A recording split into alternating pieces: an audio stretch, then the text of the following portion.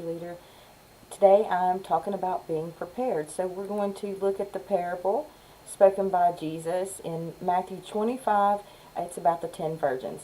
At that time, the kingdom of heaven will be like 10 virgins who took their lamps and went out to meet the bridegroom. 5 of them were foolish, 5 were wise. The foolish ones took their lamps but did not take any oil with them. The wise ones, however, took oil in jars along with their lamps.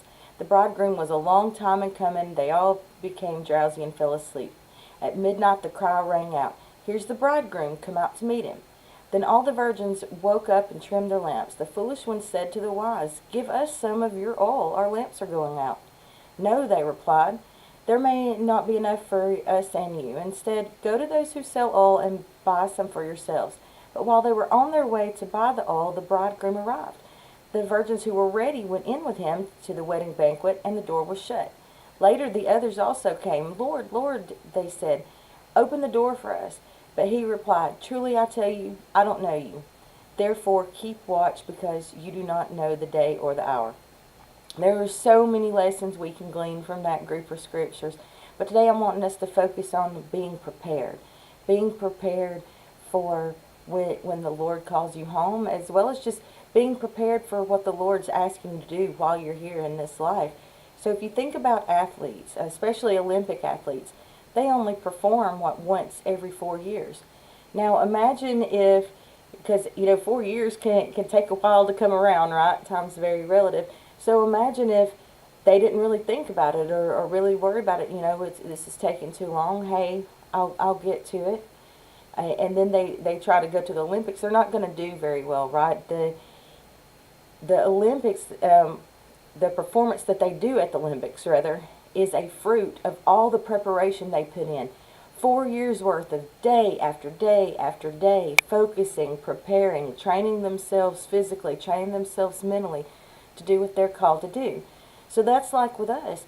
We are called to spread the gospel. We are called to connect with the body of Christ. We are called to be salt and to be light. We are God's chosen people, right? So our preparation doesn't need to start, or we don't need to think, hey, we've always got time to do this. No, we got to be prepared now. We don't know. Jesus says we don't know the hour when He's coming. A big way that we can get prepared is starting with our minds, right? That's where it all starts, in our minds, in our hearts, okay? Colossians 3:2 says, "Set your mind on things above, not on earthly things."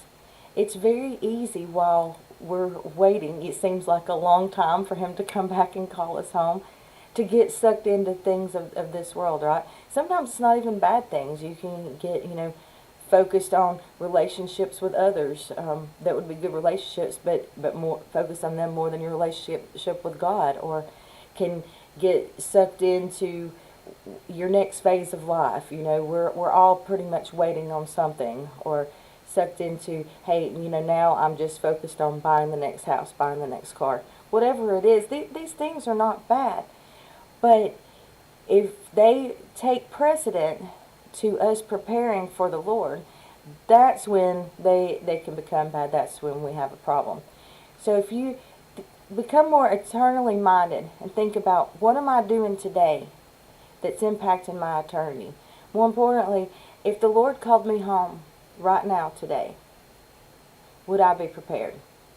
Let us know how you think about the scriptures, or what you're doing to prepare for the Lord's coming home.